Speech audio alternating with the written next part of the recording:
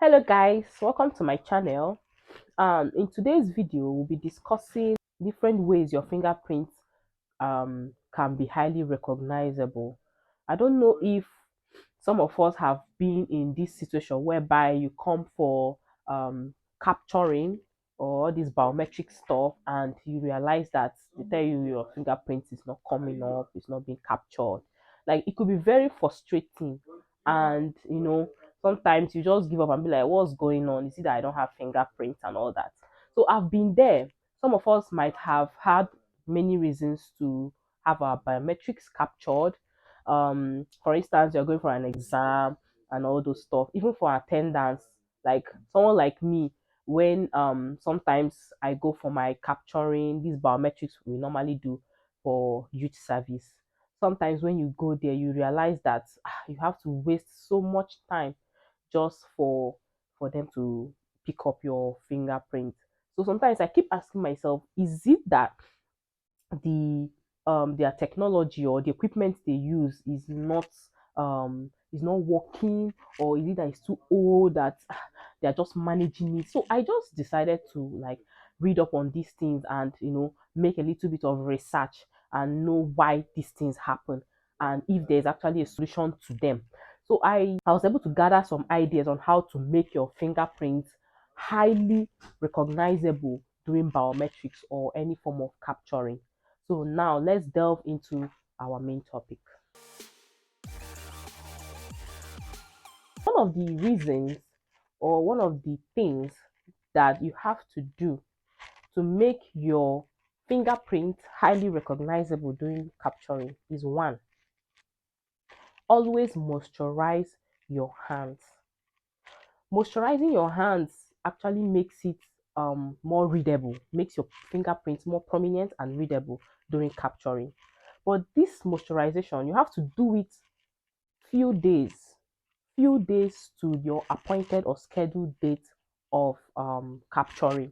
So you have to make sure that you keep your fingers moisturized, and then on that day for the capturing, you have to just apply a little bit of lotion or something, but don't make it over moisturized, because even when your finger gets so wet and so moisturized, it won't be able to capture. So you have to try and know how to balance the whole thing.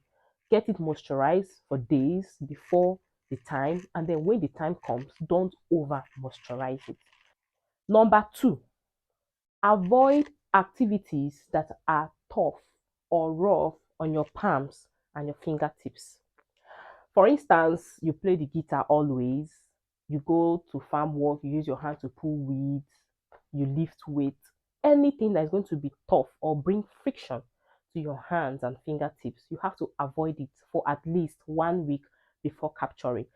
Days before your scheduled appointment for thumbprint, you should just suspend farm work, suspend weightlifting, and every other thing that is rough to your hands.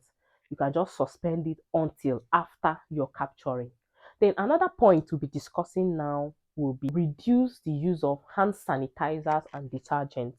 When you use detergents to wash all the time, for us that are into all these health professionals, whenever they meet patients, whenever they clerk a patient or all this stuff, nurses too, whenever they treat a patient or inject a patient, they are meant to use the hand sanitizer or wash their hands using any antibacterial something, or even a detergent.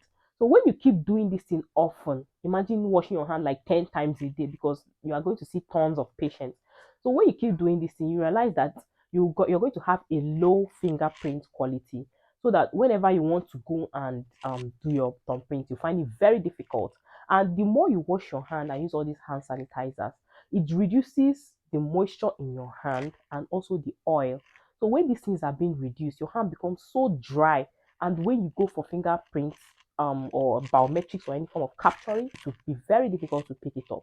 So I advise that if you are this kind of person that always exposed to detergents and hand sanitizers, you can actually suspend washing. I know it's very very gross. Suspend washing all the time or often.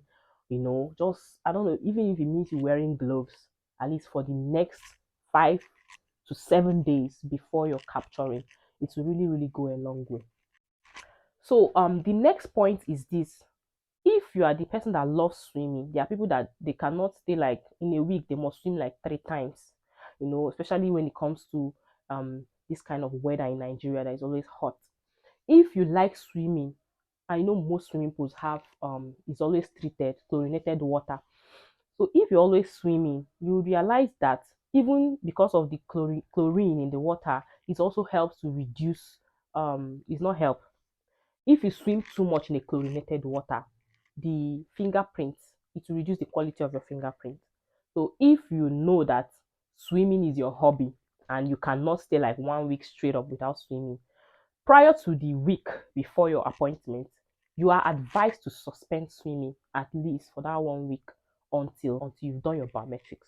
Then another thing is if you are a typist, yeah, if you type a lot and you touch papers too much, for those working in cyber and all those stuff offices, you realize that even touching too much paper, typing too much helps to also reduces the finger quality. So it is advised that you should also suspend touching so much paper, typing too much, and also avoid some chemicals like acetone, bleach, and all those antibacterial agents.